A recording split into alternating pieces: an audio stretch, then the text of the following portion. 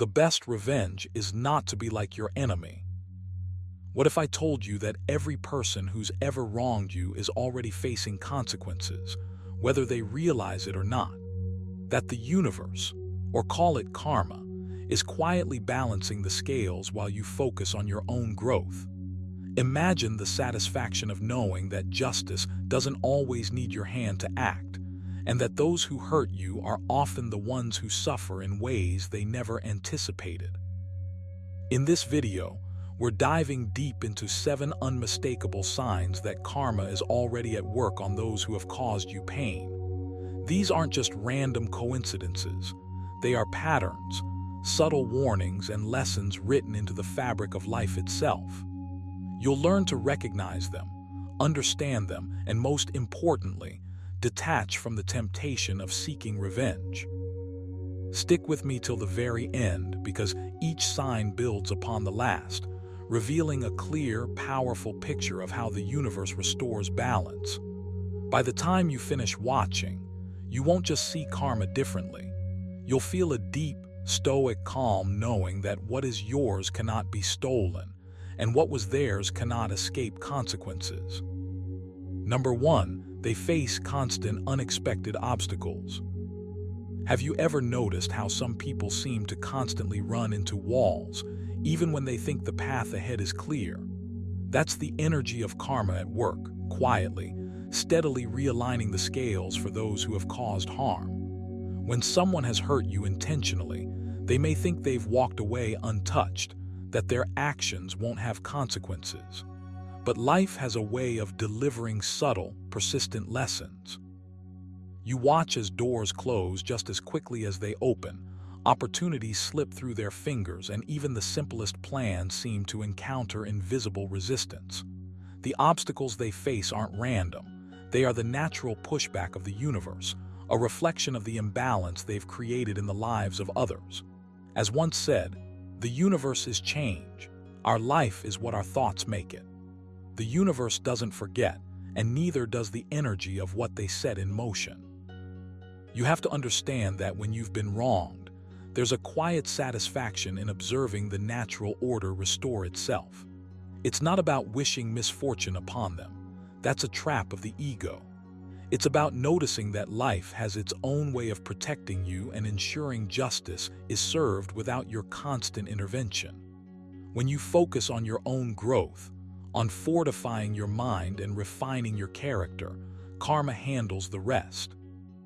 Every obstacle they stumble over is a reminder that energy, like a boomerang, eventually returns. And while they might grumble, struggle, or feel frustrated, you are free. You are not bound to their chaos. You can use this understanding as fuel. This is where you take action, not against them, but for yourself. Build rituals that cultivate awareness. Each morning before your day begins, meditate for 10 minutes on the principle that you control only your actions, your choices, and your responses. Breathe deeply and remind yourself, no harm that others inflict can stick unless I let it. Then, when the day throws challenges at you, which it inevitably will, practice seeing obstacles as opportunities to exercise patience, discipline, and resilience. While karma quietly unfolds for those who have hurt you, you are actively sculpting a life of clarity, intention, and unshakable calm. Another exercise is reflection journaling. At the end of the day, write down 3 moments when someone tried to shake your peace or test your patience. Then note how you responded and whether you maintained control or allowed yourself to react impulsively.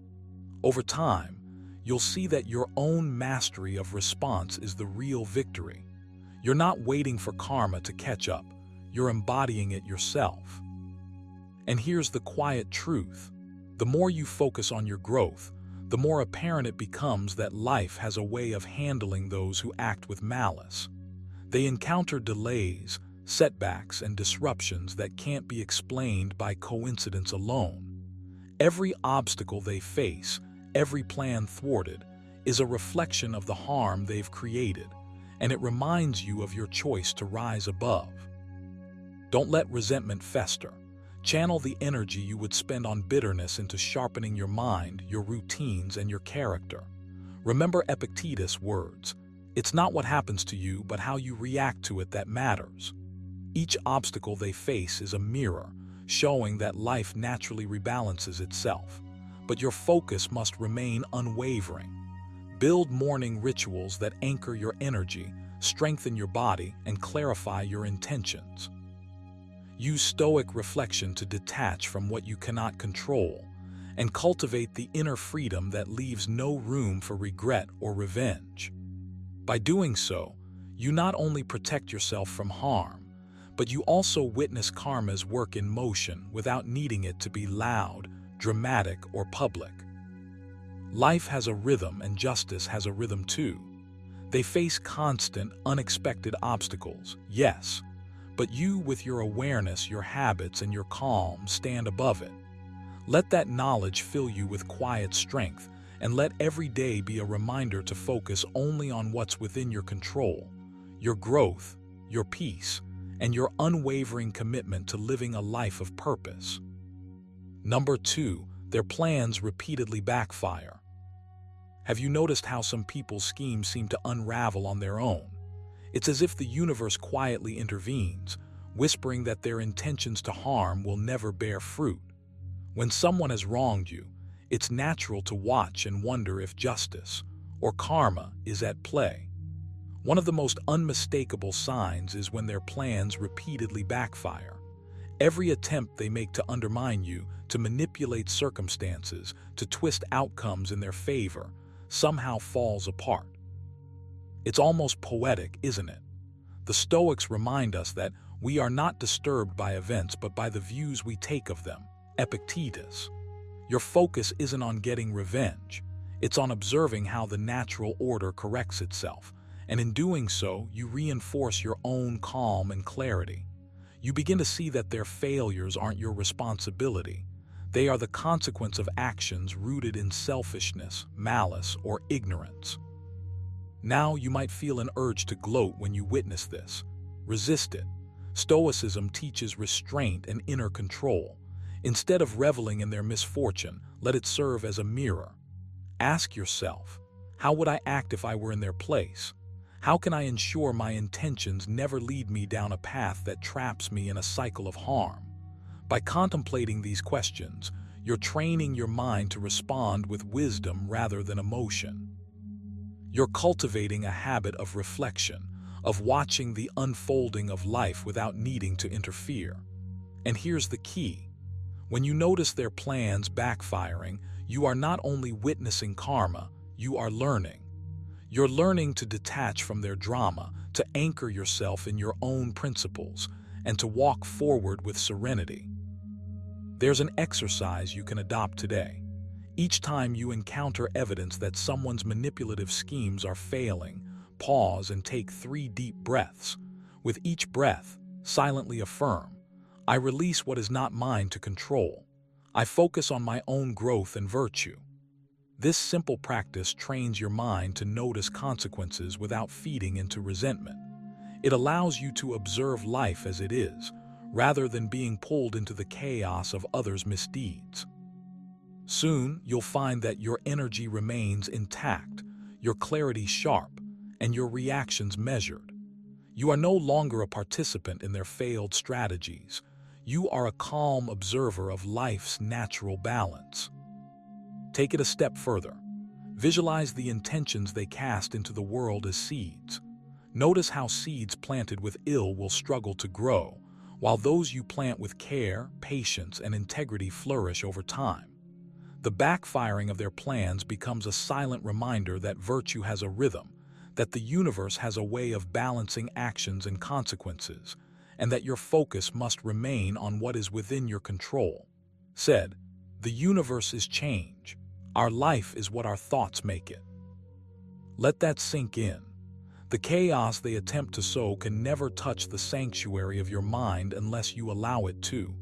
Your thoughts, your discipline, your habits, they are the true foundation of your strength. Now this is where action meets reflection. Commit to building routines that reinforce your detachment. Start a daily practice of journaling for 5 minutes each morning. Write down the intentions you want to nurture, the virtues you wish to embody, and the boundaries you refuse to compromise. Every time you feel the pull to react to their backfires, gossip, envy, or manipulation, pause and return to your journal. Reflect on your own trajectory, your growth, and the life you are actively cultivating. The universe is already aligning consequences. Your task is to align yourself with your own highest principles. So notice it. Pay attention to the patterns. Observe how their schemes collapse, but do so without the need for satisfaction or triumph. Let it be a lesson, a signal, and a mirror. Use this as motivation to cultivate your discipline, sharpen your focus, and embrace your path with quiet resilience. Their backfires are not just karma. They are an invitation for you to rise above, to solidify your boundaries, and to claim the freedom that comes when you no longer allow others, failures, or malice to dictate your peace. Number 3, people start distancing themselves from them. You know, one of the quietest, most telling signs that karma is at work isn't always loud or dramatic. It's subtle, almost imperceptible at first. It's the moment when people start distancing themselves from those who hurt you intentionally. It's as if the universe has an invisible hand, guiding the energy of life to realign itself. You'll notice it if you pay attention, noticing who lingers and who quietly fades away. People who thrive on chaos, manipulation, or draining others, they can't sustain real connections for long. Eventually, the very energy they tried to disrupt in you becomes a mirror reflecting their own toxicity back at them. Once reminded us, reject your sense of injury and the injury itself disappears. That doesn't just apply to your own peace. It applies to the natural distancing of those who act harmfully. Their influence over you weakens because the world, consciously or unconsciously, starts to pull back from their negativity. You might feel the subtle shifts around you, like friends becoming less available or colleagues suddenly less engaged. But this isn't your fault, and it's not random. Karma doesn't rush. It unfolds methodically, and part of its language is silence. People don't want to be around someone who constantly stirs conflict, drains energy, or fosters tension. It's uncomfortable to be near someone who thrives on harming others because that energy, even if unspoken, becomes exhausting. And here's the empowering truth for you. The universe is doing part of the work for you. Your boundaries, your detachment, your refusal to re-engage with toxic patterns, they create space for the world to respond in kind. Those who intended harm are slowly cut off, not by you directly, but by the natural law of balance. You can actively participate in this process. Don't wait passively for karma to work. Fortify your own defenses and watch how the world mirrors that strength. Begin by consciously noticing who lifts you up and who consistently pulls you down. Keep a mental or physical journal of interactions that drain your energy versus those that invigorate you. Make it a habit to step back, reflect, and remove yourself from energy-draining spaces. It's not vengeance, it's cultivation. Seneca taught that no man has been injured by another's wrongdoing except in his own opinion. See this truth in action. By detaching, by refusing to react, by stepping away, you allow the natural consequences of their actions to surface without you having to orchestrate them. Imagine walking into a room where people gravitate toward calm, composed energy. Those who create disturbance naturally find themselves at the periphery. It's subtle but unmistakable. People begin to distance themselves because energy is contagious and negativity is heavy. You don't need to plot or scheme. Your consistent practice of stillness, reflection, and integrity draws the line. This is also an opportunity for you to strengthen your awareness and resilience. Every time you notice someone withdrawing due to their own disruptive behavior, take a moment to breathe, acknowledge it, and affirm your commitment to serenity. A daily practice can be simple. Take 5 minutes to sit in quiet, reflect on the people who influence your energy, and mentally release the ones who do not serve your growth. You're not just observing karma, you're aligning with it. Your actions, your calm detachment, your refusal to allow yourself to be dragged into drama, these are the instruments through which balance manifests. So pay attention. Notice the shifts. Let the universe handle what it must, and let yourself grow stronger with each passing day. The distancing of harmful people isn't just a consequence, it's a sign that you are evolving. That your commitment to self-respect, your stoic practice, and your refusal to tolerate harm is reshaping the world around you. Stand firm, walk with intention, and embrace the natural realignment, because the world conspires to support those who guard their peace. Number 4. Their words and actions are ignored or dismissed. You might notice it first as a subtle shift. Your presence becomes a quiet force that others simply can't pierce. Their words, once meant to provoke, now skim over you like water on stone. Their actions, once designed to wound, hit nothing but the air around you. This is the unmistakable sign that karma is at work. When someone has intentionally harmed you, the universe doesn't always respond with immediate spectacle. Instead, it orchestrates a subtle rebalancing. Their attempts to affect you lose potency. You begin to witness their words and actions being ignored, dismissed, or rendered powerless. And this isn't just coincidence.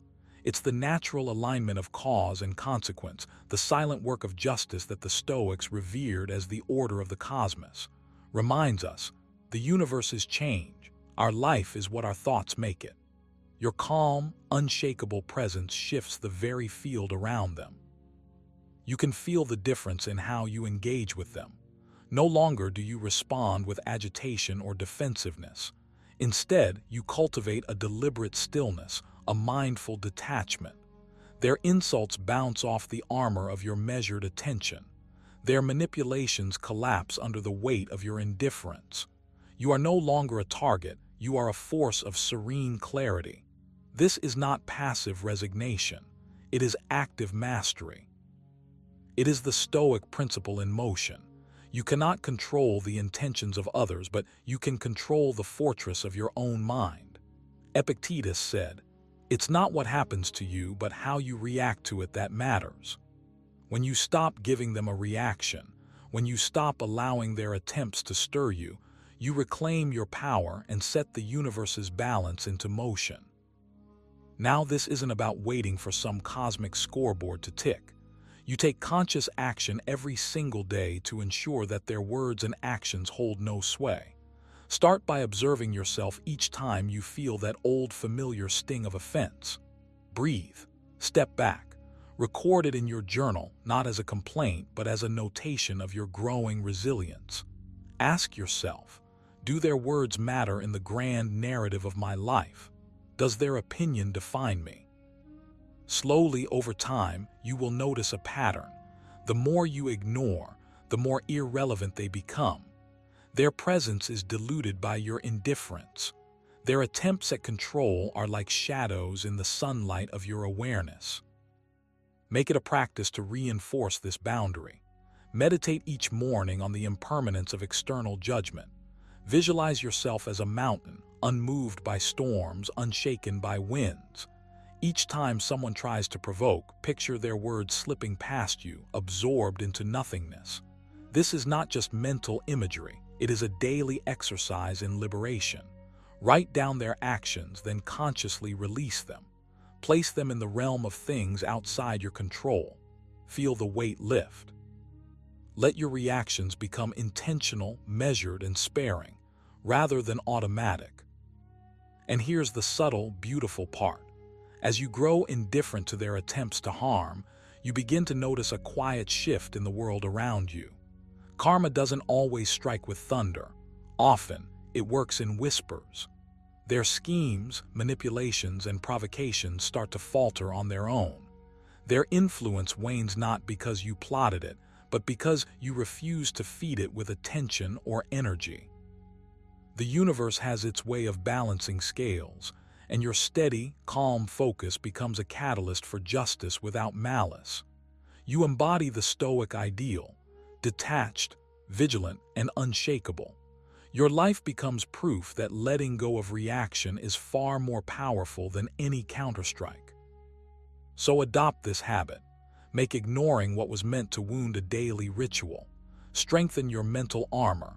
Measure your responses. Release the need for retaliation. Breathe into detachment. Every time you choose calm over reaction, you let karma do its work. The universe takes care of the rest, and you ascend into a space of invincible inner peace. Their words and actions, once aimed to harm, now float past you empty, powerless. And in that emptiness, you discover freedom, freedom to live, to grow, and to thrive without giving anyone the power to shake your soul. Number 5, they experience sudden losses in wealth, status, or influence. When someone has intentionally hurt you, it can feel like the world has turned upside down. You may have felt powerless, frustrated, or even consumed by anger. But Stoicism reminds us that life has a way of balancing itself, and sometimes the universe, or karma, if you will, starts to act in ways that restore equilibrium. One of the clearest signs that karma is at work is when those who caused harm begin to experience sudden losses in wealth, status, or influence. You might notice it not as a dramatic spectacle, but as subtle shifts. Doors that once opened easily now stay closed. Resources once abundant start dwindling, or authority and respect that seemed unshakable begin to slip. These shifts are not just coincidences, they are consequences.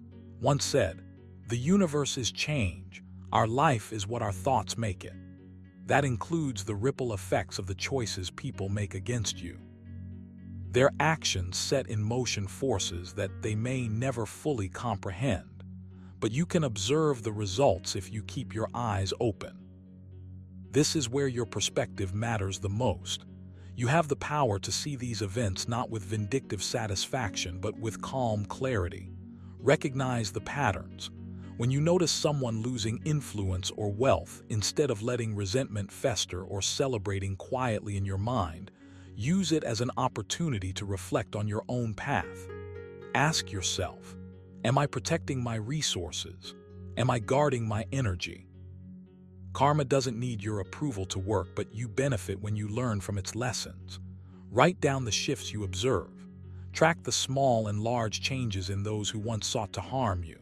This isn't about obsession, it's about cultivating awareness, a principle the Stoics cherished. He who fears death will never do anything worth of a man who is alive, Epictetus reminds us. Likewise, he who fears being harmed or obsesses over harm done loses sight of the life he can build in the present. Let the universe handle the consequences while you focus on your growth. At the same time, you can actively reinforce your own stability. Practice gratitude daily, even for the small things you have that cannot be taken away. Your clarity of mind, your ability to act with purpose, your freedom to detach from negativity. Visualize your life as a fortress. Every habit, every morning routine, every deliberate act of calm is a stone in your walls. Those who once wielded influence over you will feel their grip slipping as their wealth or status falters, but you remain grounded because your foundation is built internally, not externally. Meditate on their losses not as a celebration, but as a confirmation that the universe responds to intentional harm. Then, redirect that energy inward. Write a letter to yourself each evening reflecting on your progress, your victories, and your resilience. Each note strengthens your immunity against external chaos. You should also cultivate detachment from the illusion of others' power. The people who hurt you may have thrived on control or influence, but when the tide shifts, they confront the fragility of what they built on ego rather than substance. You, on the other hand, are learning the Stoic art of permanence through impermanence. Remember, we suffer more often in imagination than in reality, said Seneca. Their losses may trigger an emotional reaction, but the real lesson is to witness without attachment. Let it remind you that no one outside yourself has the ultimate say over your peace. Practice mental exercises. Each time you think of someone who wronged you, close your eyes and visualize your own path growing brighter while theirs fades naturally. Feel the weight lift from your shoulders as you release the need for revenge. Ultimately, witnessing the sudden downturns in those who harmed you is less about their punishment and more about your empowerment. Use it as motivation to reinforce your boundaries, double down on your self-discipline, and embrace the Stoic principle that your inner life is untouchable. Let karma work its quiet magic, while you work on building a life so resilient, so unshakable, that no loss, no betrayal, no ill will can divert you from your purpose. Adopt this practice. Observe, reflect, act on your growth, and remain untainted by the chaos others invite. That is where your true power lies. Number 6, they attract negativity and conflict wherever they go. You've likely noticed it. Some people seem to carry a storm with them wherever they go. It doesn't matter what environment they enter. Negativity follows like a shadow, conflict ignites without warning, and tension clings to them like a second skin. This isn't coincidence, and it isn't luck. This is the universe's subtle, relentless way of balancing the scales. Stoicism teaches us that every action carries a consequence, that what we send into the world returns to us in some form. Reminds us, the soul becomes dyed with the color of its thoughts. When someone acts with malice, cruelty, or manipulation, they saturate their own existence with the same energy, whether they recognize it or not. And that energy manifests outwardly, like ripples spreading across water. They attract the very chaos they've sown. You might think, why doesn't karma act instantly? Why do they seem fine at first? The answer lies in patience and observation. Karma doesn't rush. It doesn't need your approval to work. Those who harm others often step into life with a false confidence, believing they can manipulate circumstances and people at will. But the universe isn't fooled. Every harsh word, every betrayal, every intentional wound they've delivered plants a seed of friction. Over time, it grows. Their presence begins to erode the calm of those around them, and conflict becomes their constant companion. Doors close where opportunities could have opened. Alliances crumble. Trust becomes a fragile and fleeting currency.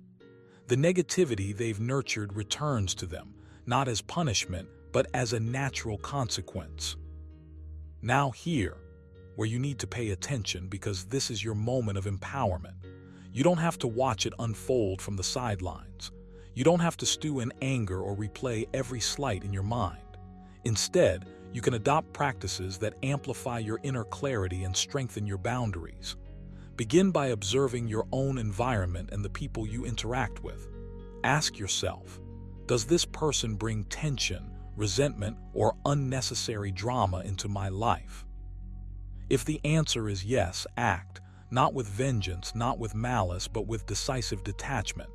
Distance yourself. Protect your energy. Remember Epictetus' words. It's not what happens to you, but how you react to it that matters. You can control your response. You can remove yourself from their sphere of chaos before it touches your soul. One practical exercise is to create an energy audit each evening.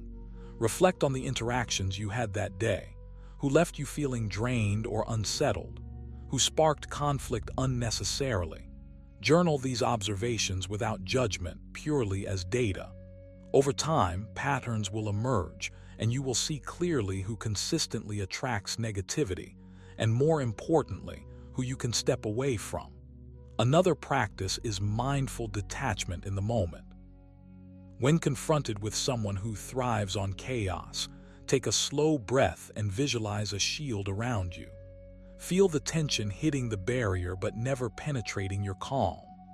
This simple act rewires your mind to protect your energy while allowing karma to do its quiet work. You need to understand that when someone continuously attracts negativity, It's not only a sign of karmic balance at play, but it's also a roadmap for your own liberation.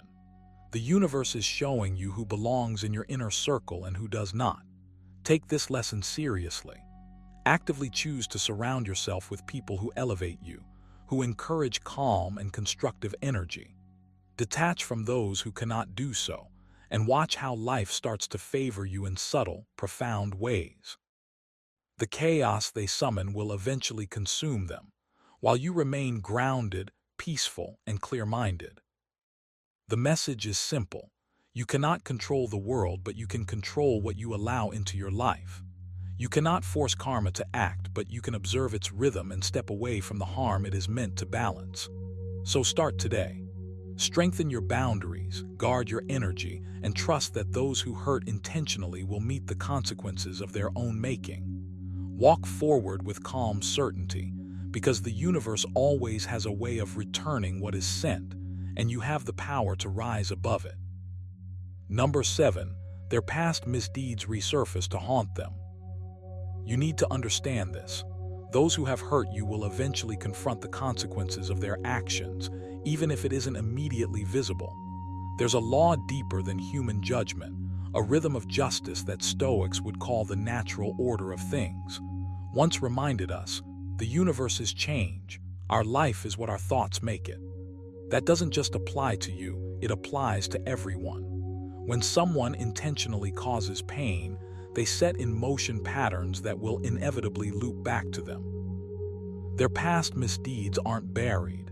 They linger, silently shaping their future, and sooner or later, they'll have to face what they sowed. You might not see it today, but every selfish choice, every betrayal, every cruel word leaves a mark that grows, festers, and eventually surfaces. This is where your power comes in. You don't have to waste energy plotting revenge or dwelling on their wrongdoing. Instead, watch closely as life itself restores balance. Karma isn't about punishment, it's about alignment. When someone harms you intentionally, the universe has a way of reflecting their actions right back to them.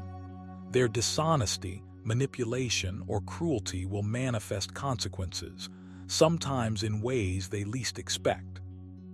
And when that moment comes, you'll already be beyond it, no longer entangled in their drama. You'll have freed yourself, while the energy they invested in hurting others returns to them. Now, this isn't just a passive truth. You can actively cultivate a mindset that embraces this cosmic justice. Start by consciously observing your thoughts and emotions whenever someone wrongs you. Don't suppress them, but don't let them control you either. Write them down. Journal the way a Stoic would, not to obsess over the hurt, but to record the pattern, what they did, how it affected you, and how you responded. Then, in your journal, shift the focus to what you can control: your actions, your reactions, your energy. This habit rewires your mind from being reactive to being aware, from being entangled to being liberated. You'll notice how much power is wasted when you cling to grudges, and you'll start letting go without a second thought. Another practice you can adopt is mindful reflection on cause and effect. Take 5 minutes a day in silence and visualize the world operating under the principle that every action has its echo. Picture those who hurt you encountering the ripple of their own choices. Don't revel in their struggle. Stoicism warns against schadenfreude, but recognize the justice of life unfolding. Then turn your attention back to your own growth. Exercise your body to strengthen your mind. Meditate to stabilize your emotions. Focus on your work, your creativity, your daily rituals.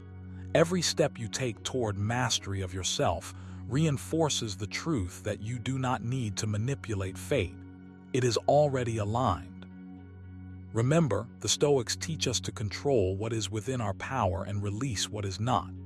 Their past misdeeds resurface, yes, but your peace is sacred, and you do not need to be their witness or judge. By observing the natural consequences without interference, you cultivate serenity and resilience. You build a life so anchored in virtue, in deliberate action, and in calm detachment that the return of their harm no longer has any grip over you. You become a master of your internal domain, and in that mastery, you witness a higher justice at play. So take action. Begin journaling today. Practice your quiet meditations. Reclaim your energy. Let the universe do what it does best and let go of any temptation to intervene in its course. Watch how life corrects itself and realize that you are free while they are still caught in the web of their own making. Step into this freedom fully with a calm mind and unwavering focus, and let the natural order of things unfold. The past misdeeds of those who hurt you are not forgotten. They are simply preparing to return to their origin, and you are no longer tied to the outcome. And remember what Seneca said, "No man is crushed by misfortune unless he has first been deceived by prosperity." Karma isn't just a concept. It's the universe quietly balancing the scales, and now you've seen the signs it's at work. If this video resonated with you, don't just watch and forget. Let it serve as a reminder to act with integrity, protect your energy, and rise above negativity. Reflect on these signs, observe the world with clarity, and trust that justice doesn't need your intervention. It unfolds naturally. If you found value here, hit that like button, subscribe, and turn on notifications so you never miss a Stoic insight that empowers your mind and spirit. And share this with someone who needs a gentle reminder that life has its way of dealing with those who hurt others. Stay calm, stay vigilant, and always walk your path with purpose. The obstacle on the path becomes the path. Never forget, within every obstacle is an opportunity to improve our condition. Seneca. What if I told you that the very struggles, setbacks, and heartbreaks you're facing right now aren't meant to break you, but to forge you into someone stronger, wiser, and more resilient? Imagine transforming every pain, every disappointment, and every challenge into a powerful tool that propels you forward, rather than holding you back. In today's video, we're diving deep into 7 Stoic habits that turn pain into power. Practical, life-changing strategies rooted in the timeless wisdom of Stoicism. These aren't just philosophical ideas. They are actionable habits that real people use every single day to navigate life's toughest moments with clarity and strength. By the end of this video, you won't just see obstacles differently. You'll start responding to life with a calm, unstoppable confidence that others will envy. But here's the catch. To truly reap the full power of these habits, you need to stick around until the very end. Every second counts, and skipping even one habit could mean missing the key that unlocks your resilience. So stay tuned, because your pain is about to become your superpower. Number 1, reframe suffering as opportunity for growth. What if I told you that every moment of discomfort, every pang of frustration, every sting of disappointment is secretly a gift? It might sound strange, even impossible, but Stoics like Seneca would nudge you to see suffering differently. Difficulties strengthen the mind as labor does the body. You see, pain is not the enemy, it's a mirror. It reflects where you're soft, where your mind clings, where your expectations fight reality. And here's the powerful truth. The moment you shift how you view these painful moments, you stop being a passive victim of life and start becoming an active architect of your own growth. So how do you do this? Start small with your thoughts. The next time something frustrates you, pause, take a breath, recognize the urge to complain, to resist, to blame. Then ask yourself, what is this moment trying to teach me? Epictetus reminds us that it's not what happens to you, but how you react to it that matters. That's not just philosophy, it's actionable strategy. Your suffering carries clues, hints about areas where you can build resilience, patience, and clarity. Begin to see challenges as exercises for your mind. Every frustration is a chance to practice restraint. Every setback is a prompt to sharpen your perspective. Your pain is a teacher, and the lesson is growth, not despair. Let your body and mind both join the practice. When tension rises in your chest, when anxiety curls in your stomach, breathe deeply and name the sensation. Label it. Say, this is discomfort, this is temporary. I can observe it without being ruled by it. By doing this, you train yourself to separate your identity from your suffering. You start to see, in real time, that pain is not a verdict, it's data. And data, unlike opinion, can be worked with, analyzed, and transformed into power. Journaling is one way to do this. At the end of each day, write down moments that tested you. Instead of cataloging them as defeats, frame them as puzzles you solved poorly or lessons you are mastering. This act alone rewires your mind to seek meaning in adversity rather than avoidance. Then comes action. Reflection without action is like staring at weights without lifting them. Choose one discomfort and actively lean into it mentally, emotionally, or through disciplined practice. For instance, when irritation rises with someone's behavior, notice it and pause before reacting. Train your mind to hold the discomfort and respond with reason, not reflex. Urged, the impediment to action advances action. What stands in the way becomes the way. That's not poetic fluff, it's a call to arms. Each challenge becomes a stepping stone rather than a stumbling block. Every sting of frustration becomes a rehearsal for strength, every loss a rehearsal for wisdom. And here, where the magic happens, as you make this a habit, you begin to feel a subtle shift. You stop fearing hardship. You start seeing life's trials not as interruptions, but as the very furnace that forges character. Your reactions gain elasticity, your emotions stabilize, and you discover a quiet confidence in your ability to navigate anything. You start to crave the inner work more than comfort, knowing that true power isn't avoiding suffering, it's mastering it. So don't wait, begin today. Identify one area in your life where pain lingers, where you have resisted growth. Reframe it. Ask, how can this teach me? How can I turn this into strength? Practice observing, numbing, and responding. Let every moment of suffering become an opportunity to stretch, to rise, to transform. The path isn't easy, but the Stoics remind you that the harder the climb, the stronger the climber. Turn your pain into your teacher, your guide, your ally. Embrace it, and watch as the power you thought was lost in struggle begins to bloom from within. Number 2, focus only on what's within your control. Imagine this. Your mind is like a finely tuned instrument, but so often it gets caught up in things it can't change. The moment you start chasing what's outside your control, frustration, anxiety, and helplessness seep in. This is where the Stoics step in and hand you a simple, radical truth. Focus only on what's within your control. Epictetus didn't mince words when he said, "Some things are up to us and some things are not up to us."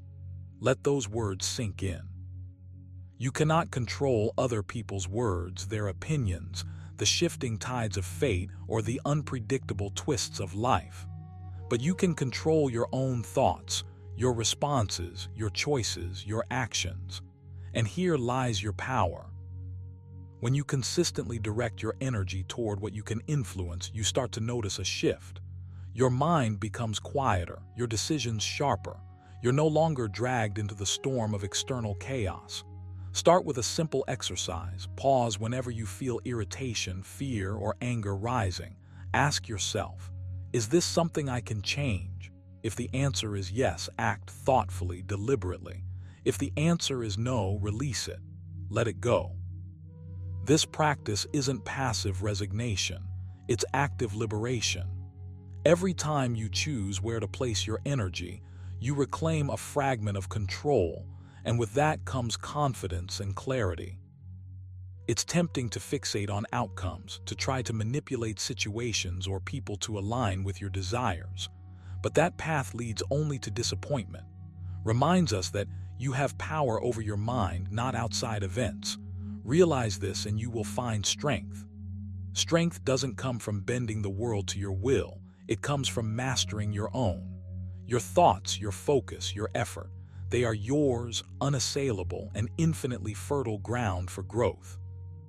Every moment you spend fretting over the uncontrollable is a moment wasted. Redirect that energy, cultivate it, make it work for you. You can practice this every day. Begin with the morning. Notice one thing that's stressing you about your day. Pinpoint whether it's within your control. If it is, make a clear plan. If it isn't, consciously remind yourself that it doesn't belong in your sphere of influence. During the day, when someone criticizes you or a situation goes awry, apply the same principle. Repeat it, and over time, your mind will start filtering the noise automatically. You'll be choosing battles you can actually win, instead of exhausting yourself chasing illusions. This habit, this relentless focus on the controllable, does more than calm your mind. It turns pain into power. Every setback, every obstacle becomes a training ground. You learn to respond instead of react. You learn resilience instead of resistance. You learn that while the world may toss chaos your way, there is always a fortress within you that no one can touch. Your reasoned mind, your disciplined spirit, your deliberate choices. So make it concrete. Each evening, reflect on the day. Identify moments where you got caught up in what you couldn't change. Think through how you could have redirected your energy toward what you could. Write it down. Commit to doing better tomorrow. Little by little, habit by habit, this focus becomes instinct. You're no longer a leaf blown by the winds of circumstance. You become anchored, deliberate, and powerful in your own right. Remember, this is not theory. It's action. It's the daily, conscious choice to invest your mental and emotional resources wisely. The world will always present challenges outside your control, but by embracing only what is yours to manage, you build a life that is steady, resilient, and profoundly liberating.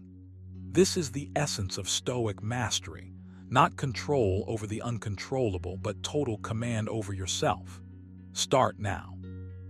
Focus on what's yours, and watch how pain quietly transforms into power. Number 3, practice daily reflection and journaling.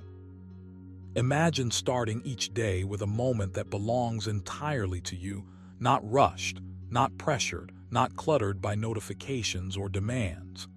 This is the essence of daily reflection, a practice that the Stoics held sacred.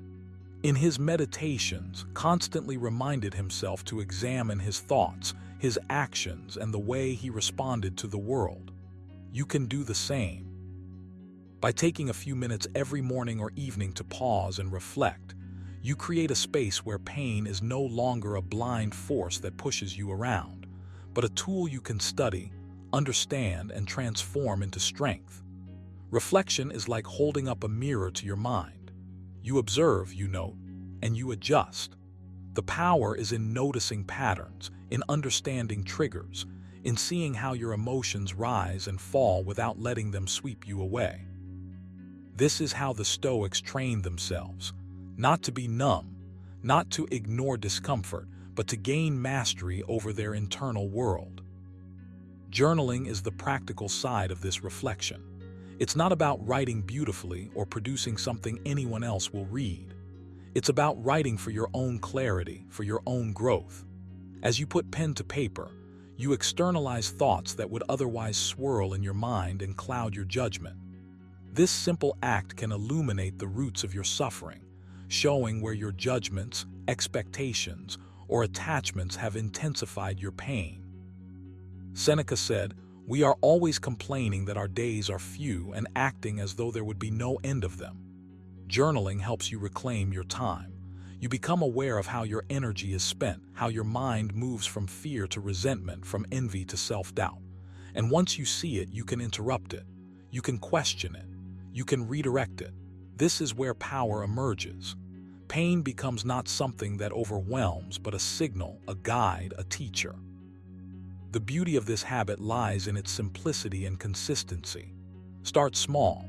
Each day, write for 5 minutes. Ask yourself, what emotions did I feel today? Which ones were useful? Which were harmful? What judgments clouded my perspective? What could I have done differently? Over time, these 5 minutes grow into profound insight. You'll notice recurring themes, patterns in your reactions, and slowly, almost imperceptibly, your mind becomes more disciplined. You become the observer of your life rather than a hostage to it. Daily reflection and journaling also nurture gratitude.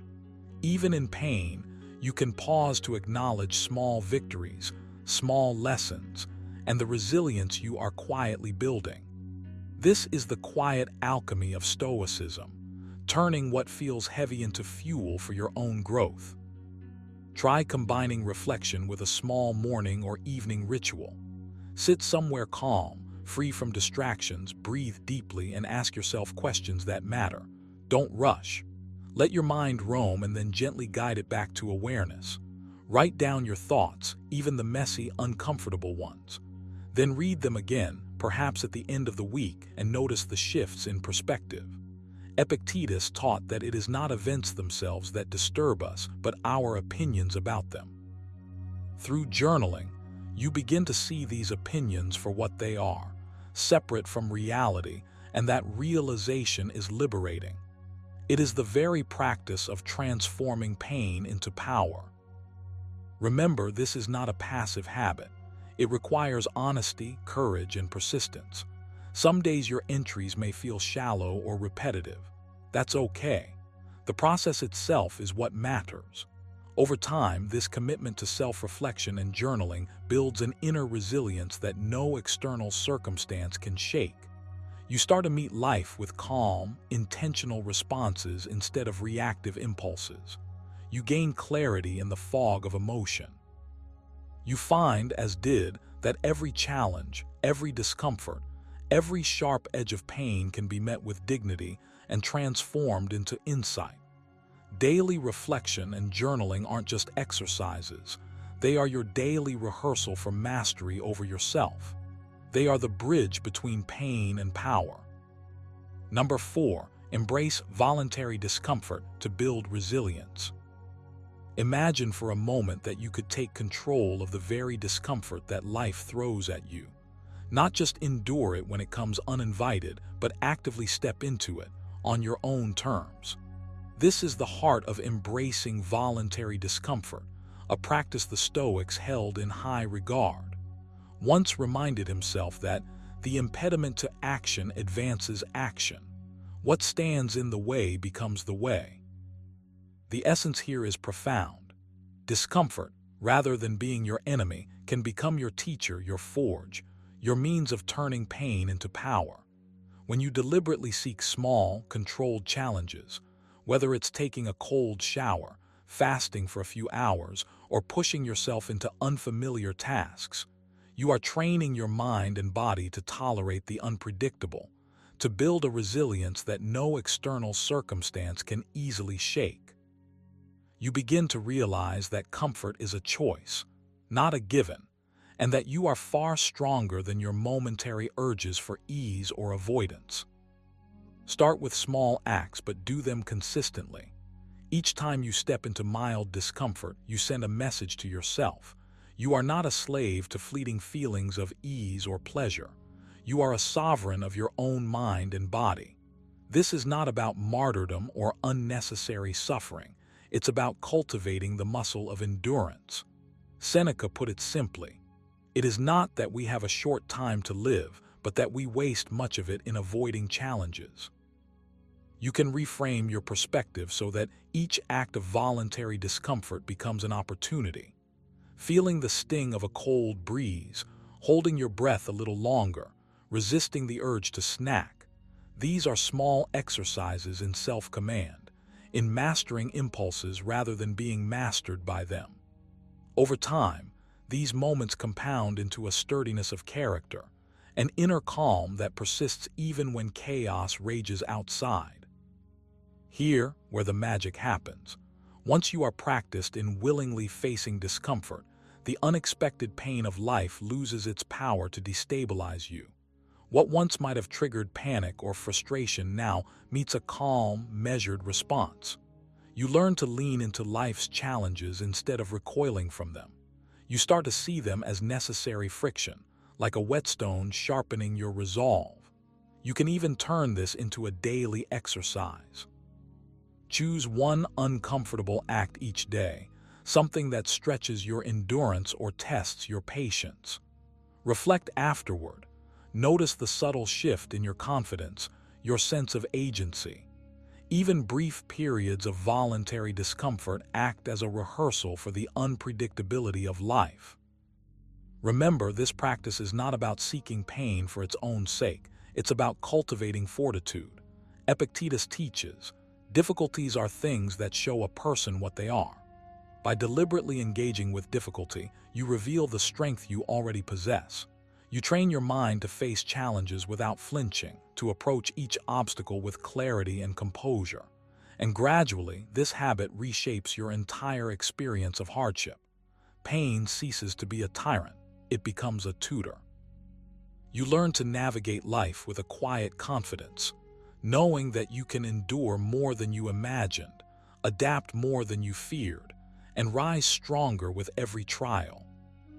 So embrace discomfort consciously, deliberately, and without hesitation. Make it a daily ritual, a test of your courage and your discipline. Each step into unease is a step toward power, a power grounded not in control over the world but in mastery over yourself. Let the Stoic wisdom guide you. Seek discomfort now, and you will be unshakable when life's storms arrive. Number 5. Pause before reacting to emotional triggers. You've probably felt it before, that sudden surge of emotion that hits when someone says something hurtful or when a situation spirals out of control. Your heart races, your mind floods with thoughts, and before you know it, you're reacting in a way that later, you wish you hadn't. This is exactly why the Stoics placed such immense value on pausing before reacting. Wrote, "How much more harmful are the consequences of anger than the causes of it?" It's not the trigger itself that controls you, it's your immediate response. By learning to pause, you claim a space between stimulus and reaction, and in that space lies your power. That's where pain transforms into strength. Pausing isn't about suppressing emotion or pretending you don't feel. It's about creating a deliberate moment of awareness. Imagine a pause as a brief breath in which you stand outside the heat of the moment. In that space, you can observe the emotions rising within you, not as enemies, but as signals. Epictetus reminds us, it's not what happens to you, but how you react to it that matters. Every emotional surge is an opportunity to exercise judgment, to choose a response that aligns with your values rather than your impulses. This practice turns raw reactions into thoughtful actions, and over time, it rewires your mind to see challenges not as obstacles to your calm, but as exercises in mastery. So how do you actually practice this pause? Start small. The next time you feel irritation, frustration, or anxiety building, physically take a breath. A long, slow inhale. Feel the tension in your chest, the tightening in your stomach, and let your exhale release a fraction of it. Count to 3 in your mind, or better yet, count to 5. It sounds simple, almost trivial, but these seconds are a battlefield won in your favor. In that brief pause, you prevent the autopilot of reaction from taking over. You give yourself the chance to choose. Will I lash out, or will I respond with composure? Will I complain, or will I act with clarity? Another exercise is to mentally reframe the situation during your pause. Ask yourself, what part of this is within my control? What part is external, beyond my influence? Seneca said, "We suffer more often in imagination than in reality." By creating this mental buffer, you're no longer at the mercy of immediate emotion. You gain perspective. You see that the world's chaos doesn't have to dictate your inner peace. In those moments, you can shift from reacting to observing, from reacting to strategizing, from reacting to transforming the experience into growth. Consistency is key. This isn't a one-off trick, it's a habit to cultivate. Every pause strengthens your capacity for self-mastery. The more you practice, the more natural it becomes. Eventually, even in high-stakes situations, you'll find that space between stimulus and response, and in that space, pain loses its sting. It becomes a teacher, a guide, a force that fuels your resilience. By pausing, you reclaim authority over your emotional life. You move from being acted upon to being the actor, the one who shapes their own destiny, rather than surrendering to every wave of circumstance. The power of this habit lies in its simplicity, yet it's deceptively profound. Every pause is a small act of courage, a choice to rise above the moment and align with your principles. Every pause transforms impulsive energy into deliberate action. And over time, as this habit becomes second nature, you'll notice something remarkable. The pain that once destabilized you now becomes the engine that propels you. Emotional triggers become opportunities for growth, challenges become exercises in strength, and each moment of pause strengthens your inner citadel. You learn, as the Stoics taught, that the ultimate power isn't in controlling the world, it's in mastering yourself. Number 6, cultivate gratitude for what you already have. Imagine for a moment that your mind is like a garden, and every thought you entertain is a seed. If you constantly focus on what you lack, you are planting weeds. They grow fast, choke the soil, and steal the sunlight from everything that could flourish. Cultivating gratitude is the act of deliberately sowing seeds of nourishment instead. As Seneca reminds us, it is not the man who has too little, but the man who craves more that is poor. You are not powerless in your own mind. In fact, the simplest shift, paying attention to what is already present, can turn pain into power, transforming how you experience every challenge. When you start seeing the value in what surrounds you, even in the smallest details, you build a mental resilience that no external circumstance can easily shake. Gratitude is not a fleeting feeling, it's a practice. You can train yourself to notice the hidden support and abundance in your life. Begin with the essentials, your breath, your capacity to think, your ability to endure. Then move outward. The relationships you maintain, the knowledge you've gathered, the moments of peace you can seize. Every day, spend a few minutes reflecting on at least 3 things you possess that you might have previously taken for granted. It could be something as simple as the clarity of your mind in the morning, the roof over your head, or the food that nourishes you. This is not about forcing optimism or denying hardship. It's about acknowledging the foundation upon which you can build strength. When adversity strikes, and it will, you will find that gratitude acts as a stabilizer. Pain, when experienced without a frame, can feel endless, overwhelming, and isolating. But when you have cultivated a habit of noticing what remains steadfast, what is yours no matter the chaos outside, you create an anchor. Epictetus said, "He is a wise man who does not grieve for the things which he has not, but rejoices for those which he has." Your mind, repeatedly trained to see and appreciate the present, becomes a fortress. The frustrations and losses that once might have consumed you no longer hold the same power, because you have internalized a deeper sense of sufficiency. You begin to understand that the richness of life is not measured by excess or absence, but by recognition of what already exists. To make this habit tangible, integrate gratitude into your routines. Start or end your day by writing down 3 things you are grateful for. Challenge yourself to notice at least one thing you've taken for granted in the midst of difficulty. An unbroken sense, a supportive presence, a strength you didn't realize you possessed. Pause when negative thoughts arise and actively counter them with acknowledgement of what you already hold. This is not just thinking positively, it is thinking realistically, and it is profoundly empowering. Over time, your awareness shifts naturally. Gratitude ceases to feel like a chore and becomes an instinct, coloring your perceptions, softening suffering, and amplifying joy in ways subtle yet profound. Gratitude also rewires your relationship with desire. When you constantly focus on what you lack, the mind becomes a restless, dissatisfied entity. But when you nurture gratitude, you realize that contentment is not external, it is cultivated. You can experience pleasure and satisfaction without needing the world to change around you. Pain transforms from a source of bitterness into an opportunity to exercise this awareness, to see what remains unshakable. Every setback becomes a reminder. You already have what you need to endure, to grow, to act. This is true Stoic power, turning the ordinary into extraordinary, the mundane into strength. So start today. Pause, take a deep breath.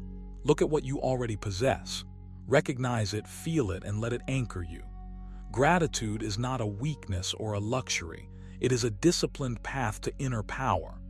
By cultivating it daily, you train your mind to rise above circumstance, to transform pain into fuel, to see strength in what was once invisible. You hold the key, right now, to a life where hardship sharpens you rather than diminishes you, where power is not seized from the world but realized within yourself. Number 7, maintain a calm, composed demeanor in adversity. Imagine standing in the eye of a storm. Around you, chaos rages, voices rise, tensions flare, yet inside, you feel a sense of quiet steadiness. That is the essence of what the Stoics urge you to cultivate, a calm, composed demeanor in the face of adversity. It's not about pretending that challenges don't exist or bottling up your feelings until they explode. No, it's about consciously choosing how you respond, training your mind to be the unshaken center when everything else is turbulent. Reminds us, you have power over your mind, not outside events. Realize this and you will find strength. That power is your ability to maintain composure, to let your mind act as a steady anchor rather than a weather vane whipped around by every gust of difficulty. You can start this practice by first observing your reactions. The next time tension rises or discomfort presses in, pause. Notice your breath. Notice the subtle tightness in your shoulders, the rush of thoughts clamoring for attention. Simply noticing is already a step toward mastery. Then, breathe deliberately. Inhale slowly, hold and exhale as if releasing the tension itself from your body. This isn't some mystical trick. It's a practical exercise that trains your nervous system to remain calm under pressure. You can also rehearse calmness in small, controlled moments. When a minor frustration occurs, resist the urge to snap or retreat. Instead, center yourself, respond deliberately, and notice the effect this has on your inner state. Over time, these small victories compound, building a reservoir of inner strength that prepares you for the storms you cannot avoid. Remember, maintaining composure doesn't mean passivity. It means acting from clarity rather than impulse, from reason rather than reaction. Epictetus said, "It's not what happens to you, but how you react to it that matters." Every moment of practiced calmness is an investment in your ability to convert pain into power. Visualize adversity not as an enemy, but as a teacher, testing your capacity to remain unmoved, to observe without being swept away. You can also pair this with a mental mantra. I am not my circumstances. I am the observer, the responder, the one who chooses. Repeat this quietly whenever you feel tension rising. Feel it embed itself into your consciousness. Another practical exercise is reflection. At the end of each day, take a moment to recall instances where you maintained calm and moments where you faltered. Ask yourself gently, how could I have acted with more composure?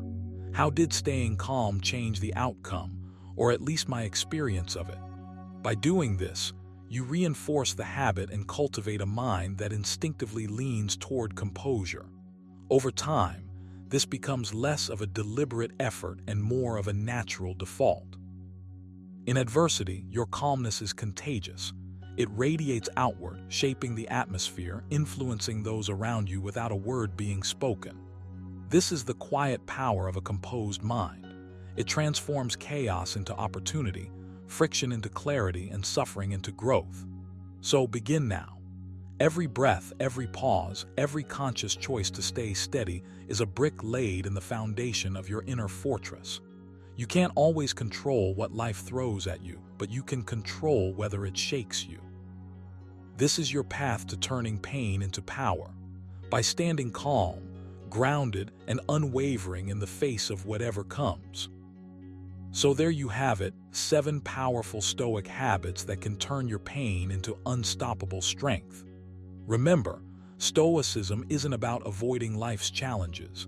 It's about meeting them head-on, with clarity, courage, and control. The real transformation happens when you practice these habits consistently, even when it feels uncomfortable. If you found value in this video, don't just watch it once, revisit it. Apply these habits, and watch yourself grow stronger with every challenge life throws at you. And if you want more wisdom to master your mind and life, hit that subscribe button, like the video, and share it with someone who needs a little Stoic strength today. Pain is inevitable, but power, that's a choice. Make it yours. He who is brave is free. Seneca. What if I told you that the way people perceive you doesn't always depend on what you say, but on how you carry yourself? Think about it. How often have you noticed someone commanding respect in a room without uttering a single word? That magnetic presence isn't luck, it's a skill, and the Stoics mastered it centuries ago. In today's fast-paced world, where words are cheap and attention spans are shorter than ever, your silent aura can be your most powerful tool. From subtle gestures to unshakable calm, Stoic philosophy teaches us how to radiate confidence, integrity, and authority without needing to prove anything verbally. In this video, we're diving into 7 Stoic tricks to command respect without saying a word. Practical, actionable strategies you can start using today.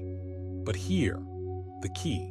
The real power lies in applying all of them together, so make sure you watch till the very end. Only then will you unlock the full spectrum of influence and presence that can make people naturally gravitate toward you and respect you, silently, effortlessly, undeniably. Get ready to transform the way the world sees you, without ever speaking a word. Number 1, maintain calm and composed body language. You want people to take you seriously, to listen when you speak, and to feel your presence even without uttering a word. And the key to that isn't found in charm or clever lines, it's in how you carry yourself. The Stoics knew this long before modern psychology put a name to it. Wrote, "You have power over your mind, not outside events. Realize this and you will find strength." That power starts with your body. Your posture, your gestures, the way you breathe, they all broadcast a silent message. You are in control. When you walk into a room, do you slump or do you stand tall? Do you fidget, wring your hands, dart your eyes, or do you hold yourself with quiet confidence, shoulders back, head high, breathing steady? Every slight movement speaks volumes, and the calm, composed presence is magnetic. Imagine the ripple effect. When you are composed, people around you unconsciously mirror that steadiness. You become the anchor in chaos, the calm in tension, the person others naturally respect. The Stoics didn't need applause or validation, their poise commanded it. You can adopt this too. Start with small exercises. Every morning, spend 5 minutes standing in front of a mirror. Feel your feet rooted, your spine aligned. Practice breathing deeply, slowly. Inhale through your nose, hold for 3 counts, exhale fully. Watch how your shoulders relax, how your jaw unclenches, how your hands rest calmly at your sides. This isn't just about looking strong, it's about feeling steady from the inside out. Next, practice stillness. When someone challenges you or when you feel a surge of irritation, pause. Don't respond immediately. Count to 5 in your head, feel the weight of your body, notice your breath. Epictetus said, "It's not what happens to you, but how you react to it that matters." By maintaining calm body language, you're sending a message before you even speak. You are unshakable. You are thoughtful. You are in command. People sense it. They respect it. They notice it. And here's the trick. When you make calmness a habit, you're no longer performing. It becomes who you are. Another powerful tool is controlled motion. Avoid abrupt, frantic gestures. Speak with intention, move with intention. Let your hands rest lightly when you're speaking. Let your eyes connect, not dart. Let your body stay present rather than packing, shifting, or fidgeting. You're not just practicing restraint, you're practicing authority. Every subtle adjustment communicates that you value yourself, and when you value yourself, others instinctively follow. You're teaching without teaching. They see your calm and composed energy and align their behavior to it. Finally, weave this practice into your everyday moments. Stand tall while waiting in line. Walk deliberately when crossing a room. Sit with presence, not slouching. In each tiny moment, choose poise over haste, steadiness over anxiety. Over time, these habits accumulate. You don't just look respected, you are respected. And remember, the Stoics didn't aim for appearances, they aimed for mastery over themselves. The body follows the mind, and the mind follows intention. Cultivate calmness in your movements, in your stance, in your breath. Own it, live it, breathe it. The world responds. Start today. Stand, breathe, feel, hold yourself like you mean it. The respect you command silently will echo louder than any word ever could. Number 2, speak with measured, deliberate tone. When you speak, every word you release carries weight. And yet so often we let our thoughts tumble out like a flood, hurried, unfiltered, desperate to fill silence or prove a point. Imagine for a moment what would happen if you slowed down, if each syllable you uttered felt intentional, deliberate, and measured. Stoics like Epictetus remind us, first say to yourself what you would be, and then do what you have to do. That starts with how you express yourself. Speaking with a measured, deliberate tone isn't about being robotic or monotone. It's about choosing your words as carefully as a craftsman selects tools, about letting your calmness anchor others rather than rush them into reaction. When you adopt this habit, something subtle but powerful shifts. People lean in. They listen. They feel your presence before you even demand attention. You don't need to raise your voice, interrupt, or compete for dominance. Your quiet command is enough. Start by becoming acutely aware of your pace. Notice how often your sentences speed up when you're nervous, excited, or anxious. Slow it down. Intentionally pause before answering, giving yourself the gift of a breath and your listeners the gift of anticipation. Let your pauses carry confidence. Let them signal that your words are thoughtful, not thrown out in haste. Over time, this practice trains your mind to think before it speaks, and your voice naturally gains authority. You're no longer filling space, you're defining it. Next, pay attention to tone. Your pitch, your volume, the subtle rise and fall of your voice all communicate more than the words themselves. A steady, calm voice creates trust. It projects control. It says without saying it that you are unshakable. Wrote, you have power over your mind, not outside events. Realize this and you will find strength. Your tone is one of the most immediate reflections of that internal strength. Every time you feel yourself getting tense or frustrated, let your voice drop to its natural rhythm. Don't rush to respond. Let each sentence be a declaration of composure. To make this a daily practice, start small. Choose moments that feel low stakes, perhaps a conversation with a colleague or a casual chat with a friend. Force yourself to slow down, to measure your words, to control the inflection and volume. Observe the reactions. Notice how people shift subtly in response to your steadiness. This isn't about being perfect. It's about consistency, about building a habit that becomes second nature. Over time, speaking deliberately will feel as natural as breathing, and your calmness will radiate into every interaction. Another exercise, read aloud for 10 minutes every day. Choose a passage, perhaps a quote from Seneca or Epictetus, and focus on every single word. Articulate it slowly. Feel the cadence. Hear the power in the pauses. Your voice will begin to mirror the clarity and strength of your thoughts. You'll notice a shift in how people respond to you, more attentiveness, more respect, more space given. Finally, remember that command doesn't come from volume or force, it comes from self-possession. Every time you speak deliberately, you are practicing control over yourself, over your impulses, and over the situation. You are cultivating an aura that doesn't need to demand attention, it naturally draws it. When you master this, people won't just listen. They'll respect the weight behind your words even before you speak them. And that is the quiet, unstoppable power of the Stoic mind. Number 3, practice active listening, letting others feel heard. If you want to command respect without uttering a single word, you need to start with your ears, not your mouth. Seriously, think about it. How often do you really listen? Not the half-hearted nodding while your mind drifts, not the waiting for your turn to talk kind of listening, but the kind where your full attention is on the person in front of you, where every word they say lands like it matters. This is where true presence begins. As Epictetus said, we have 2 ears and 1 mouth so that we can listen twice as much as we speak. Let that sink in. The Stoics weren't just being poetic, they were pointing out a power move. When you genuinely hear someone, they feel seen, understood, validated. And that, my friend, is magnetic. People respect those who make them feel important without demanding it. So how do you actually practice this? Start small. The next time someone talks, don't think about how you'll respond. Don't plan your rebuttal, your joke, or your story. Just absorb their words. Imagine your mind is a calm pond, every word dropping in like a pebble, rippling and then settling. Notice their tone, their pauses, the way they hesitate. Listen to the emotion behind the words, not just the surface. A great exercise is to silently summarize in your mind what the person just said before you respond.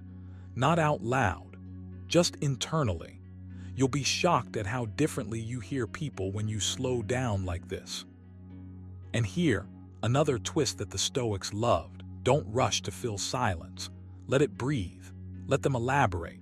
People instinctively reveal more when there's space for their thoughts to unfold. Reminds us, nowhere can man find a quieter or more untroubled retreat than in his own soul. Think of your listening as creating a quiet retreat for someone else, a mental space where they can speak without fear of judgment or interruption. When you do this consistently, you're showing strength, not weakness. You're showing that you don't need to dominate the conversation to command presence. That calm, patient energy, it radiates respect and draws respect back to you. Here's a practical drill for you. Pick a conversation each day where you consciously decide to listen more than you speak. Track how many times you genuinely avoid interrupting. Count how often you repeat their key points silently in your mind before replying. Push yourself to resist the urge to inject your opinion immediately. This trains patience, presence, and a quiet authority that people notice, even if they can't explain why. Over time, you'll start noticing something subtle but powerful. People lean in when you speak because they know you've already truly heard them. Remember, listening isn't passive, it's active. It's a deliberate choice to invest your attention, to hold space for someone else, and in doing so, to quietly assert your own strength. As Seneca put it, true happiness is to enjoy the present without anxious dependence upon the future. Apply that to conversations. Be present fully. Stop worrying about impressing, stop thinking about what you'll say next. Just be, just listen. The respect you earn won't come from clever words or loud declarations. It will come from the energy you project through attentive presence. People feel it. They respond to it. And here's the beautiful part, you don't have to force it. You just have to commit to being truly, fully present, one conversation at a time. So start today. Listen more than you talk. Absorb more than you project. Let your silence carry weight. Let your attention be your authority. Master this, and you'll find that commanding respect without a word is not just possible, it's inevitable.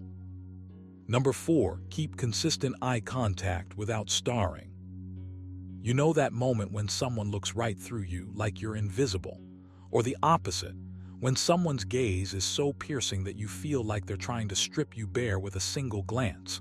The way you hold your eyes in a conversation can either make you vanish or make you unforgettable. Stoics understood this. Reminds us, waste no more time arguing about what a good man should be. Be one. That starts with the small, quiet things you do every day, like how you meet the eyes of another person. Keeping consistent eye contact isn't about intimidation. It's not about staring someone down until they squirm. It's about calm confidence, a silent declaration that you are present, unshaken, and aware. When you practice holding someone's gaze, you're telling them without saying a word that you are fully engaged. You're telling yourself the same thing, that you belong in every room you walk into, that your thoughts, your presence, your ideas all matter. But here's the catch: you can't overdo it. Staring turns curiosity into discomfort. Instead, think of eye contact like a gentle stream, steady but never overwhelming. Notice the micro moments when eyes meet. Hold it long enough to show attention, then let it flow naturally away. You can even time yourself in front of a mirror, holding your own eyes for a few seconds longer than feels comfortable. It sounds simple, but this builds muscle memory for poise, calmness, and presence that radiates outward. Here's a practical exercise. Next time you speak to someone, focus on their eyes, but allow yourself to look away briefly, glance down, then return. Don't rush it. Don't dart around. Let the rhythm feel natural. The first few times it might feel awkward. That's normal. Even Seneca acknowledged the discomfort in growth when he said, "Difficulties strengthen the mind as labor does the body." So embrace that unease. Let it remind you that every moment you hold your gaze is a moment you are training yourself to be unshakable, to command attention without demanding it. Another way to think about this is to consider your breathing. Stoics often wrote about maintaining inner calm no matter the chaos outside. As you hold someone's eyes, breathe steadily. Let your chest expand, let your shoulders relax, let your posture speak for you. The steadiness of your breath will reflect in your eyes, and that calm energy is magnetic. People will instinctively lean into that stability. You're not trying to control them or manipulate them or push them into respect. You're simply being. You're allowing your presence to speak louder than words ever could. Start practicing in low-stakes situations. When you order coffee, when you thank someone, when you ask a simple question. Hold their gaze just a fraction longer than you normally would. Notice how your own confidence begins to rise, how your awareness sharpens. Then, gradually, carry that into more meaningful conversations, into meetings, into moments where your presence really matters. Over time, it becomes second nature. That consistent eye contact, never forced, never starring, becomes a silent language of respect, control, and unshakable calm. You don't need to say a word to command attention. You just need to be present, and that starts in the simplest place, your eyes. Let every glance you give carry the quiet authority of a Stoic. Let it tell the world you are grounded, steady, and unmovable. And remember, each time you practice this, you are not only showing respect to others, you're honoring yourself. So start today. Look steadily, breathe calmly, and let the world see you fully without asking for permission. Number 5, avoid unnecessary reactions or emotional outbursts. You need to understand this right now. Every time you react impulsively, every time you let anger, frustration, or irritation escape through your words or actions, you hand over a little piece of your power. One of the greatest Stoic minds once said, "You have power over your mind, not outside events. Realize this and you will find strength." Think about that. Every emotional outburst, every sharp retort, every moment of visible irritation is proof that someone or something else has found a way to tug at the strings of your mind. And you're letting it happen. But here's the truth. You don't have to. You can pause. You can step back. You can observe the situation, your impulses, and the other person's actions with a calm, almost unshakable clarity. The moment you learn to stay quiet, the moment you stop reacting automatically, is the moment people start noticing something about you. They notice your calm, your steadiness, your sense that nothing external can rattle you. That's respect. That's authority. You don't need to shout, argue, or justify yourself. You simply become the person whose reactions are measured, intentional, and deliberate. And in silence, you speak volumes. Here's a simple practice you can start today. The next time something triggers you, don't respond immediately. Count to 10. Not to stall, not to plan a response, but to breathe and observe. Ask yourself, does reacting serve me? Does it reflect who I want to be? Often the answer is no. And in that no, you'll find power. You'll find freedom. You'll start mastering the art of presence, which is far more compelling than noise. Epictetus taught, it's not what happens to you, but how you react to it that matters. Let that sink in. You may face criticism, impatience, or provocation, but none of that has to penetrate your calm. Each time you resist the pull to react, you strengthen an invisible muscle, self-control. And self-control is magnetic. People unconsciously respect it because it signals mastery over yourself, and mastery over yourself is rare. It's powerful, it's compelling. Now I want you to take it a step further. Practice neutrality in conversation. Notice how often you feel the urge to argue, defend, or prove a point. Next time, instead of reacting, say nothing. Nod subtly. Let your silence hold the weight. You'll be surprised how quickly others fill the space, often giving away their own intentions or revealing insights they wouldn't have otherwise. Silence is not weakness, it's strategy. And you, by exercising it, become untouchable. But don't stop at just refraining from visible outbursts. Examine your inner dialogue. That mental storm inside your head, the words you're rehearsing to fire back or the judgments you're forming, it counts too. Each time you catch yourself spiraling into emotional noise, take a step back. Breathe. Remind yourself, this is not me, this is impulse. This is not me, this is fleeting. Train your mind to respond instead of react. It's subtle, yes, but its effect is profound. People notice the calm energy. They notice that you are unshakable, unhurried, untethered by drama. That is how respect is commanded, without a single word. Make this a daily habit. Every interaction is practice. Every challenge is training. The more you resist unnecessary reactions, the more people lean in to listen, the more your presence alone becomes enough. You don't need to yell, to force, to fight for acknowledgement. You simply be. And in being, you teach. In being, you command.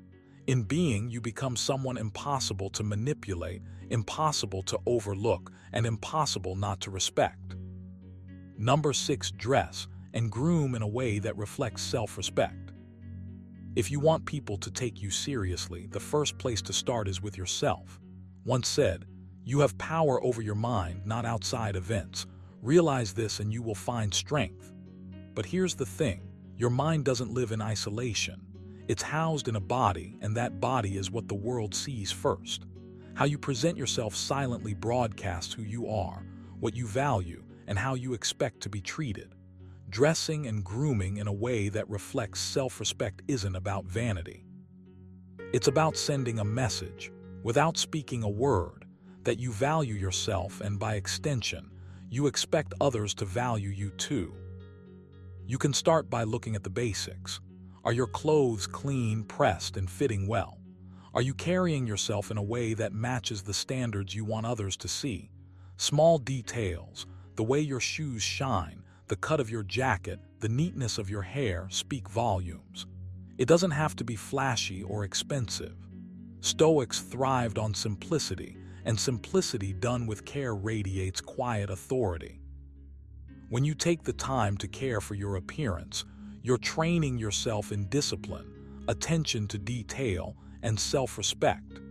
Every glance in the mirror becomes a moment of reflection.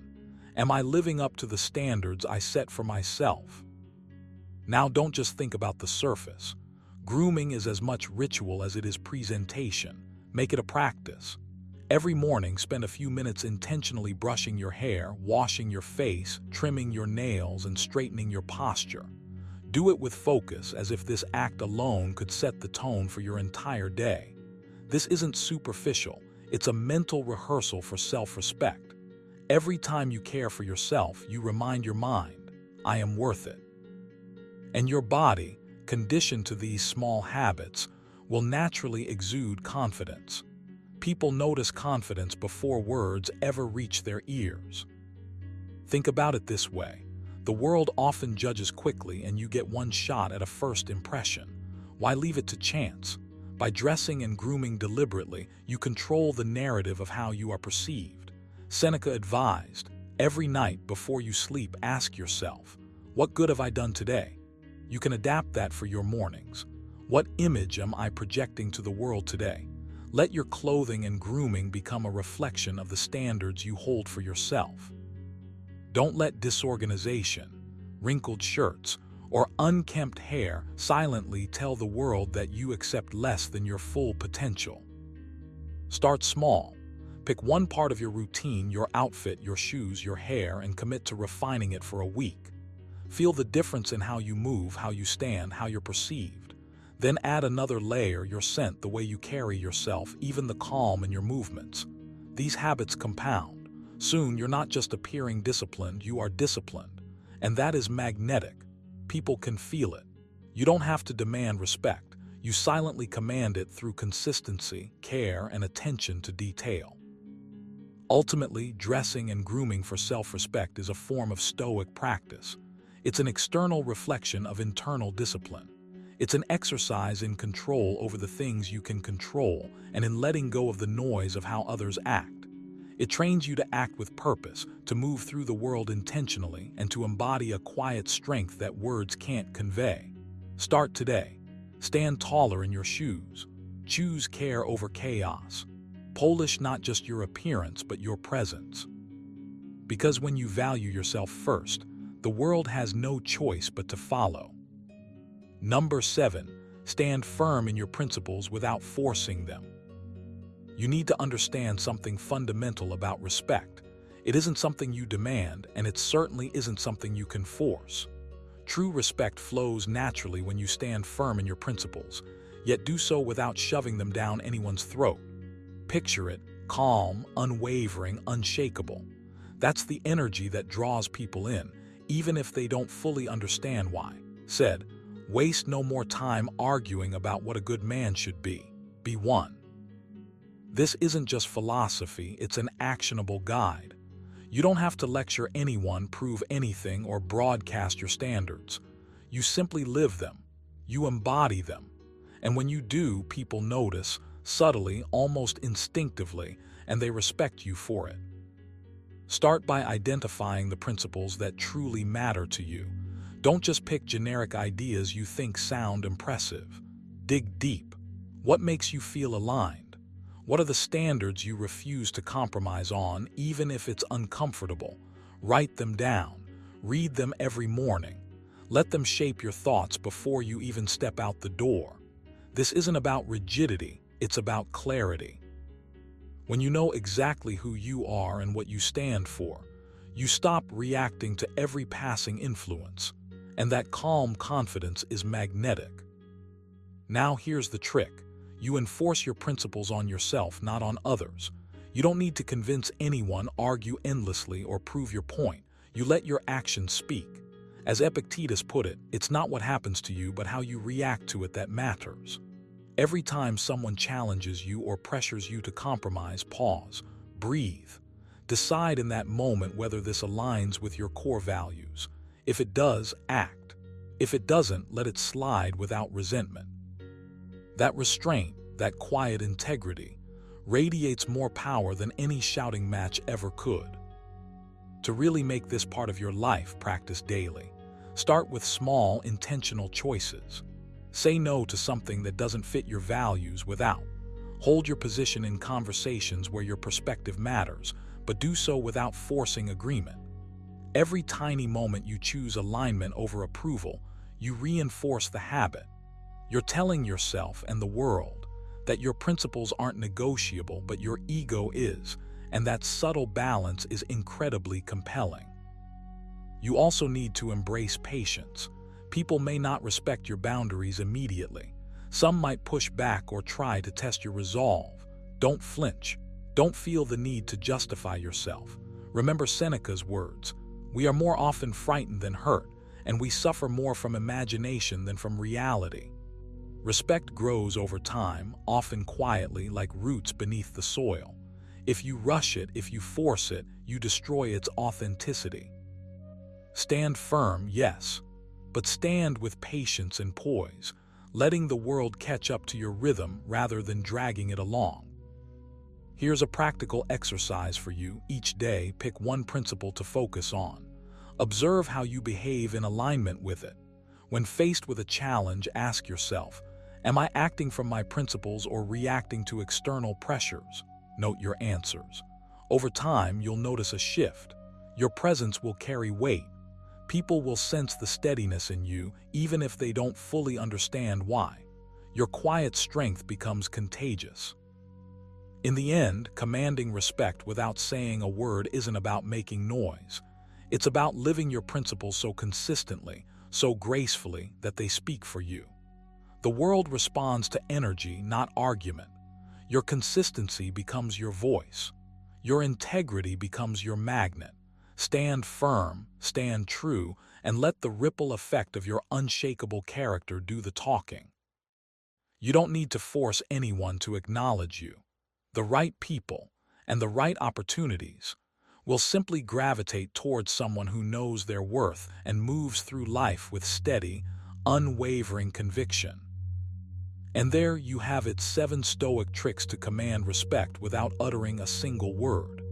Remember, true power isn't about raising your voice. It's about mastering yourself, your presence, and your actions. Try these techniques in your daily life and watch how people respond differently to your energy.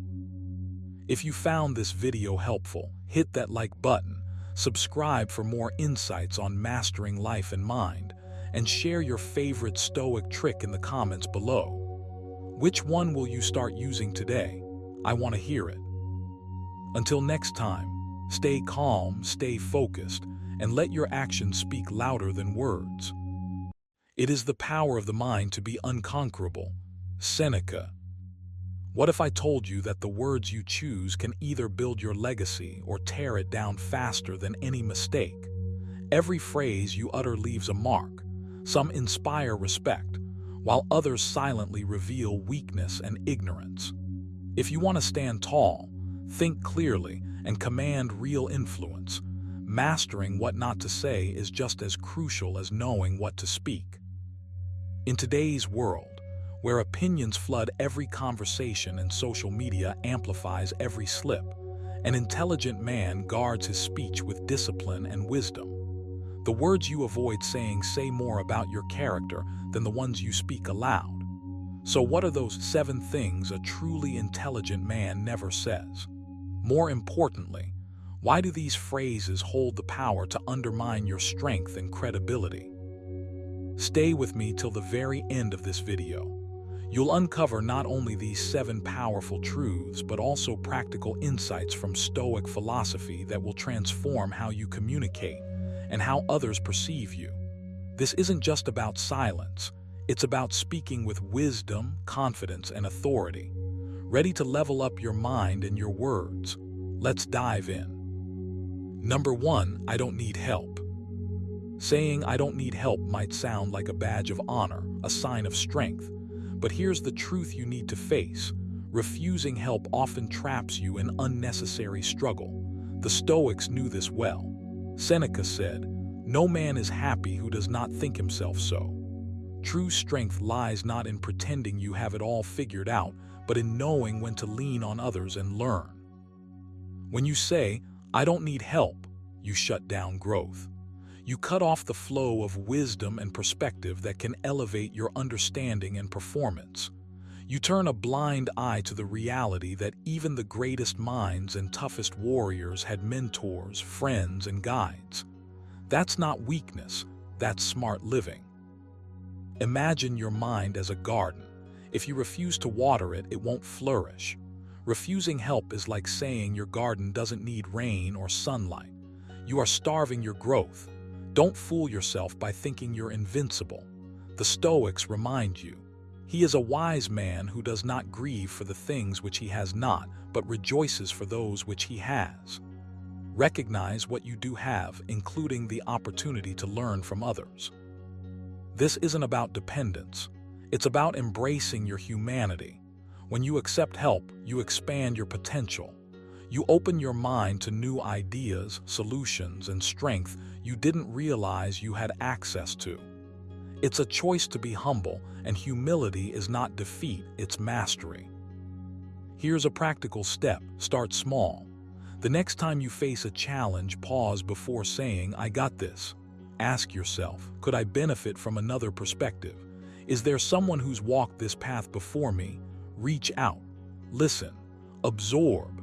This exercise rewires your thinking from isolation to connection, from pride to progress. Another way to practice is journaling. Write down situations where you insisted on handling things alone. Reflect honestly. Did that serve you? What would have changed if you'd allowed support? This simple act of reflection sharpens your self-awareness and builds your courage to seek help next time. Remember words. Do not assume that what is hard for you to master is humanly impossible, but if a thing is humanly possible, consider it within your reach. Getting help is within your reach. It's a tool, not a crutch. It's how you sharpen your edge. Don't let stubborn pride steal your chance to grow. Break the habit of isolation. Embrace help as a means to become stronger, wiser, more capable. The intelligent man doesn't hide behind, "I don't need help." Instead, he says, "I'm open to learning. I'm open to growth." Start today. Make it your mission to ask for help when you need it. Watch how your world shifts when you stop fighting alone and start moving forward together. Number 2, that's not my problem. You've probably caught yourself or others saying, "That's not my problem." It feels like a neat escape hatch, a way to dodge discomfort or responsibility. But here's the thing. An intelligent man knows that mindset is a dead end. It's a subtle form of shutting the door on growth, connection, and true strength. Once said, "What's not good for the hive is not good for the bee." When you dismiss things as not your problem, you ignore the bigger picture, the interconnectedness that binds us all. Life isn't about isolating yourself in a bubble. It's about seeing how your actions ripple out. The smart move is to ask, how can I contribute even when it's uncomfortable? How can I turn challenges outside my immediate circle into opportunities to build resilience and wisdom? Saying "that's not my problem" is easy, but it's also a weak retreat. It's a refusal to engage with life's complexities. The Stoics teach us to embrace what comes our way with calm and courage. Instead of dodging responsibility, you step in with clarity and purpose.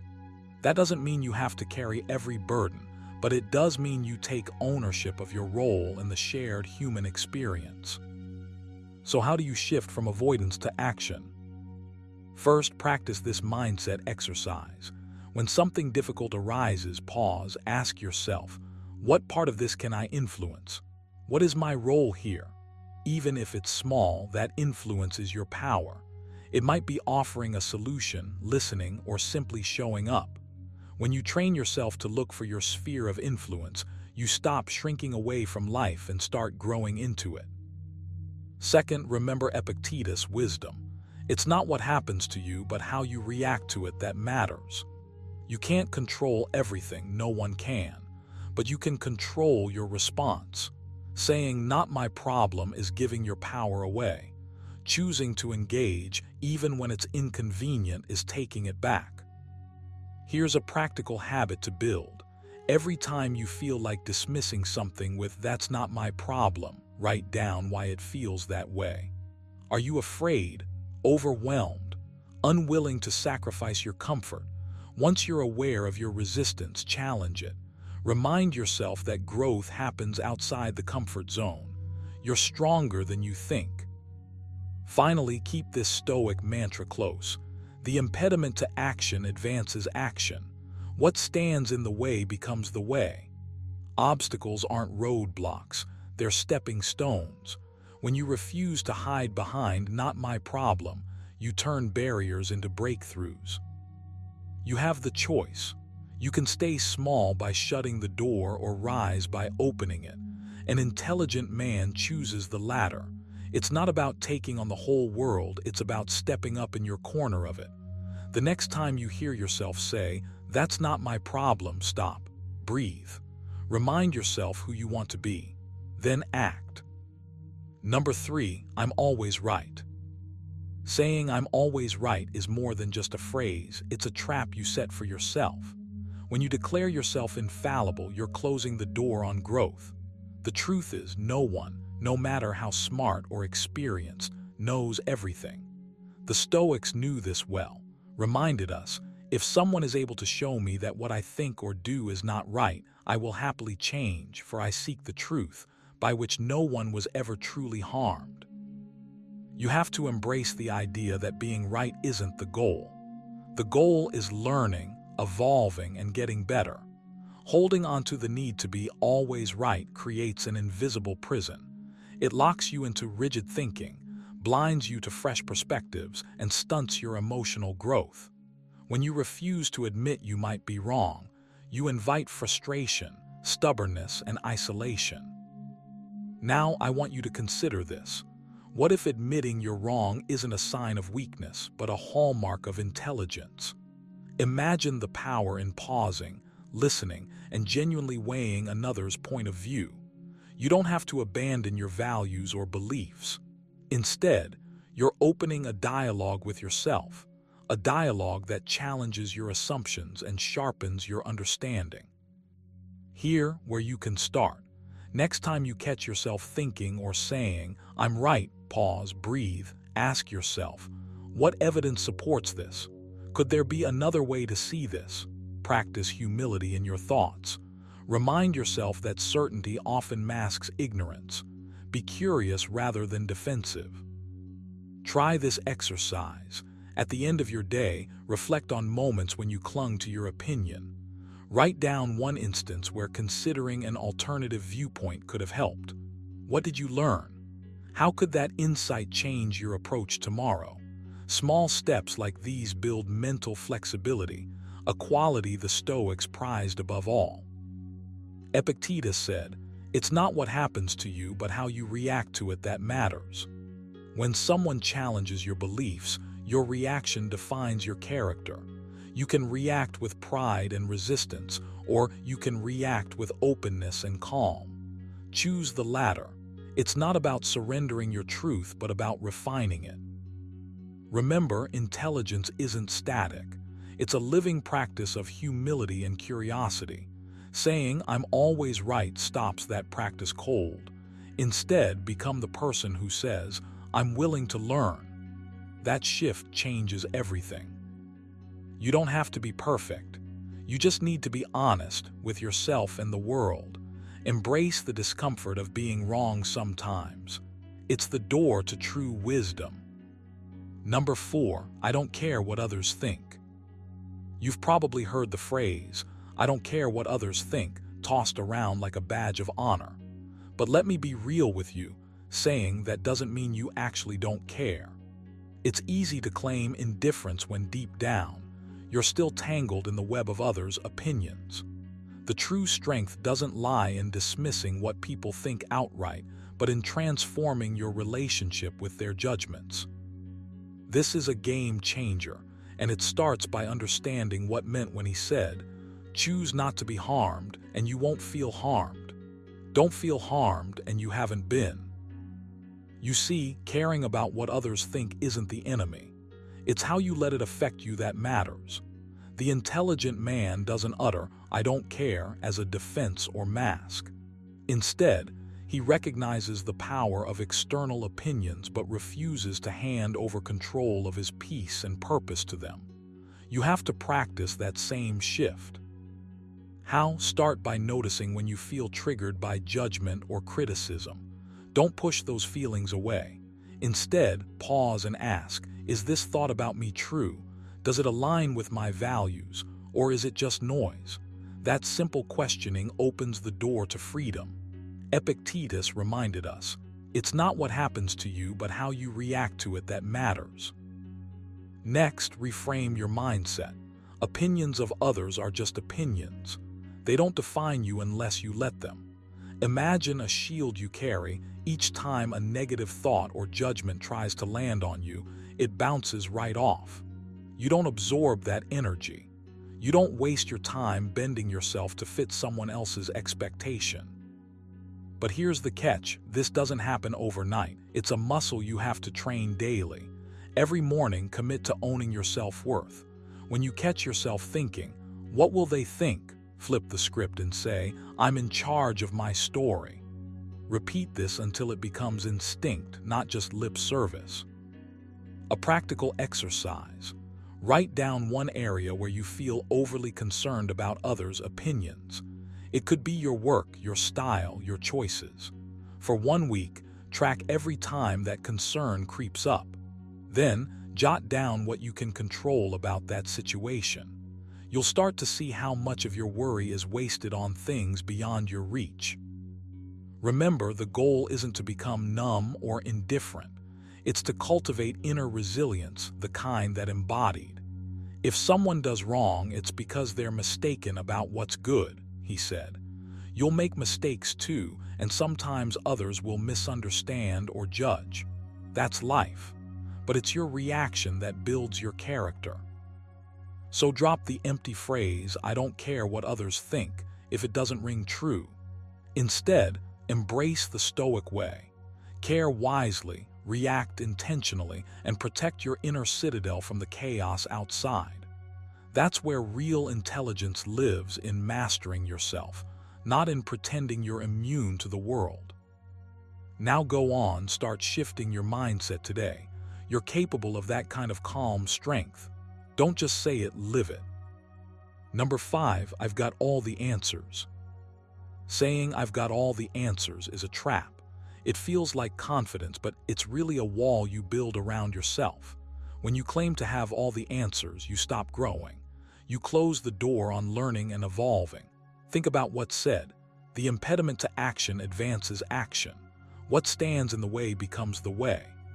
If you believe you know everything, you're missing the opportunity to turn obstacles into growth. You deny yourself the chance to sharpen your mind and your character. You have to understand this deeply. Intelligence isn't about having the final word. It's about being open to new ideas, open to criticism, open to change. When you say, I've got all the answers, you're not showing strength, you're showing a limit you've imposed on yourself. That limit holds you back from becoming better, from becoming wiser. Here's the truth. Life is complex.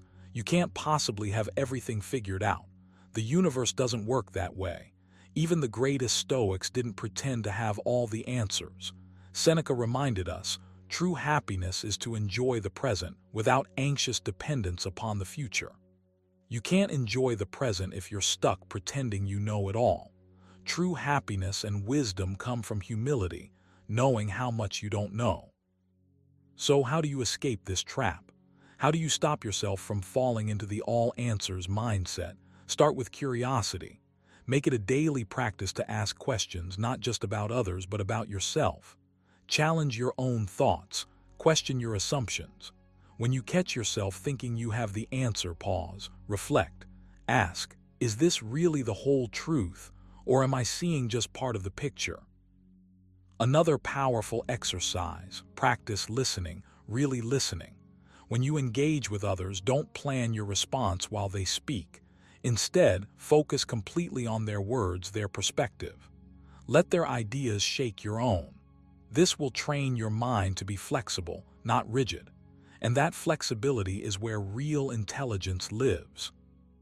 Remember, the goal isn't to be right all the time, it's to be wiser every day. Wisdom grows when you accept uncertainty, when you let yourself be a student of life forever.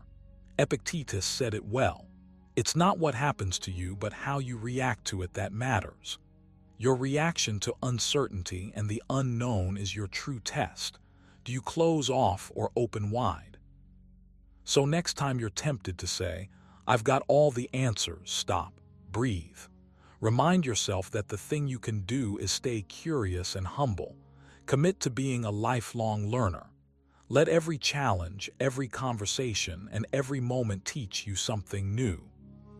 You're not here to pretend to know it all. You're here to grow. Start living like that today. Number 6, I'm better than you. You want to grow, to improve, not just in skill or knowledge, but deep down in character. That's why you need to confront this. The moment you say, or even think, "I'm better than you," you're closing the door on true wisdom. It's a trap, a subtle poison that Stoics have warned against for centuries.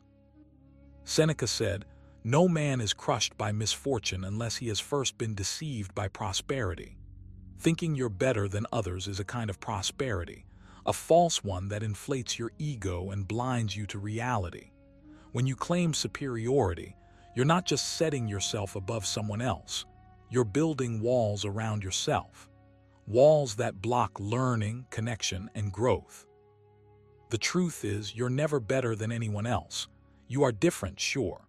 You have your strengths and weaknesses, as does everyone. But to truly embody wisdom, you must recognize your own limits.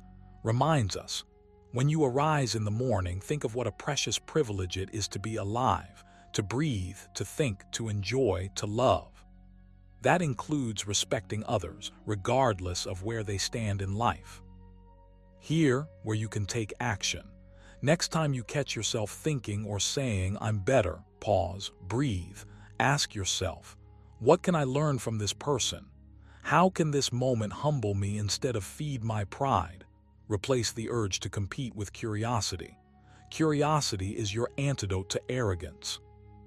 Practice this daily. Whenever you interact with someone, consciously remind yourself they have a story, struggles, and wisdom you don't know. This simple shift rewires your mind to seek understanding, not superiority. Another exercise: write down moments you felt the need to prove you were better. Reflect on what drove that feeling. Was it fear? Insecurity? Awareness is the first step to change. You are not your achievements or failures. You are the sum of your efforts to grow and to act with virtue. The Stoics teach that true strength is humility, recognizing that we are all on the same journey, learning as we go. So drop that phrase from your mind. Stop measuring yourself against others by ranking. Instead, focus on your own path. Respect others as equals and watch how your life changes. The space arrogance leaves behind. It fills with wisdom, connection, and genuine confidence. Remember Epictetus. It's not what happens to you, but how you react to it that matters. React to the impulse of superiority with humility. Build a habit of respect. That's where your real power lies. Number 7, I never make mistakes. Saying "I never make mistakes" isn't just arrogant, it's a trap. When you refuse to admit error, you close the door on growth, learning, and real wisdom. Think about what's said. If someone is able to show me that what I think or do is not right, I will happily change, for I seek the truth, by which no one was ever truly harmed. You see, the truly intelligent man isn't the one who pretends to be flawless. He's the one who embraces his flaws, because that's where the real work begins. You have to stop acting like admitting mistakes is weakness. It's not, it's courage. When you say, "I never make mistakes," you're building a fragile fortress around yourself, a fortress that traps you in your own pride and blinds you to better ways. Stoicism teaches that the only true power you have is control over your mind and actions, not over outcomes or perfection. Accepting your mistakes is taking control where it really counts. So here's your call to action. Start being honest with yourself. When something goes wrong, instead of brushing it off or blaming someone else, pause, reflect, ask yourself, where did I go wrong? What can I learn here? That's how you build strength from failure. It's not comfortable. It might sting. But that sting is the fire that tempers your character. Epictetus reminds us, it's not what happens to you, but how you react to it that matters. When you catch yourself thinking you're beyond error, challenge that thought immediately. Because perfection is a mirage. Growth is messy, filled with stumbles, setbacks, and course corrections. If you refuse to acknowledge your missteps, you stunt your own evolution. Here's a simple practical exercise for you. Every evening, take 5 minutes to jot down one thing you did that didn't go as planned. Don't judge it, just note it. Then, write what you could do differently next time. This isn't about beating yourself up.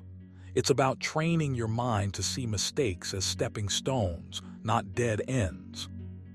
Another exercise is to adopt a mantra inspired by Seneca. I learned through error. Repeat it when you feel the urge to deny fault or defend your ego. Let it remind you that each mistake is a lesson waiting to be uncovered. You've got the power to flip the narrative in your head. From I never make mistakes to mistakes are my teachers. This shift is profound. It turns fear of failure into curiosity. It transforms rigidity into flexibility. And that's the mark of true intelligence. Remember, the Stoics didn't seek perfection.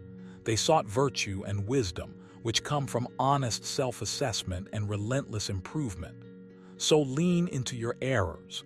Face them with humility and grit, and watch how your strength grows in ways you never imagined. Remember, true intelligence isn't just about what you say, it's about what you choose to keep silent. As Seneca said, it is the power of the mind to be unconquerable. The way you speak reflects your inner strength and wisdom. So next time you catch yourself about to say something unwise, pause and choose better. If you want to live with the calm confidence of a Stoic and sharpen your mind every day, make sure to hit subscribe and dive into more of these powerful lessons.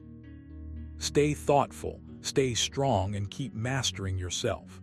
Until next time, keep the silence of wisdom alive.